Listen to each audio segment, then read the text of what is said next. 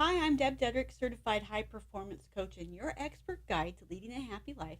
Here with episode number 106, How to Create a We Team. Interestingly enough, this is something I've been working on for the last 3 years, and I've navigated a lot of ups and downs.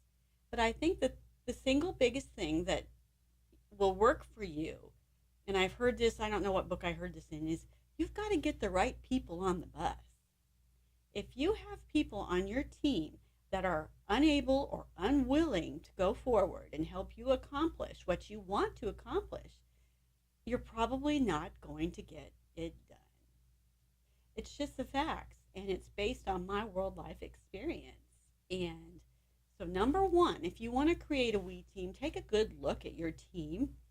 And I know it's hard and I know it takes courage, but you're going to have to be willing to have those tough conversations and tell them this is where we're going, and I really want you to be with me, but if you're not with me, then you need to probably find a place elsewhere to work. So that's the number one, absolutely the number one thing. And number two, if we're going to create a we team, that's not an I team or a you team, that's a we team. That is how to create something that everybody is building together.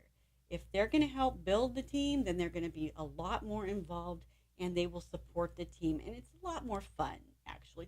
It's just more fun. And aren't we here in the earth to have fun and to accomplish our dreams? And isn't it better if we support ourselves and work together with our team and empower them as well? So you need to get them on the bus, make sure they're on the same plane, and then let's create a we by recognizing that what's been done in the past doesn't have to be done in the future.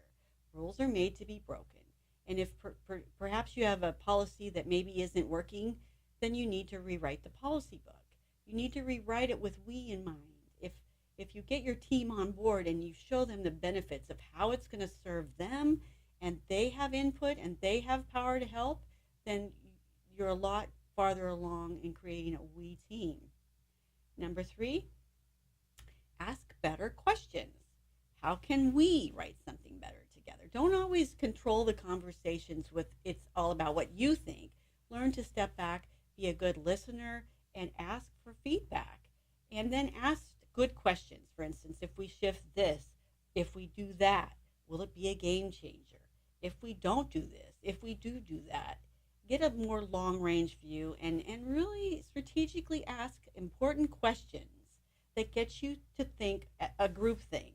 I have found in my experience when you get group think, you get a lot of interesting ideas that you couldn't have come up with on yourself. Number four, what is the group benefit? It's just like selling to your customers. It's the same to your team. If you want your team to help, what's in it for them? And so when you're just designing your performance, I hate that word performance reviews, but I heard a new one today. Uh, I'll look it up later. But when you're designing your performance reviews for your yearly reviews, why don't you create something that they're interested in, that's serving them? It doesn't always have to be about you or the company. Try to design something that empowers your team and helps them become the best version of themselves. And so they see the benefit for themselves. Number five, when you're talking with your team and you're building a new team, give without the expectation of return all the time. Try to go above and beyond to be a good and great leader. Lead by example. Try to just give by being kind. Because at the end of your life, when you look back over it, it's not going to be about how many hours that you worked or how much money it was in your bank account. I personally believe it's going to be about how many people you served, how many people that you inspired and helped and instructed to guide them to the best versions of themselves. And that all revolves around creating a we environment, something I think our world really, really needs. So going back over episode number 106, how to create a we team, remember, get the right people on the bus. Number one. Number two, remember, some rules are meant to be broken. Go back over, look at those policy books. If they're not serving your company, rewrite one. Rewrite it with the we team in mind. Number three, ask better questions. Get your team to think things through strategically, think out things. Get them to have the courage to ask questions and not be afraid of negative feedback. Give them a safe place to talk. Number 4, what is the group benefit of what you're designing together? If it serves everybody, if it serves the team, you'll get a lot better buy-in. Number 4, number 5, when you're giving, give without the expectation of return. Be a good role model. Be a good leader. Build relationship. Our life, the quality of our lives is determined by the quality of our relationships. And we don't spend enough time nurturing those. And when you spend most of your time at work, isn't it better to develop good, supportive, kind, beneficial relationships at work where you spend the most time? A place at work where you can come and be heard and do your best and grow and contribute.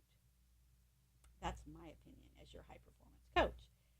So that wraps up episode number 106, How to Create a We Team. I hope these tips serve you.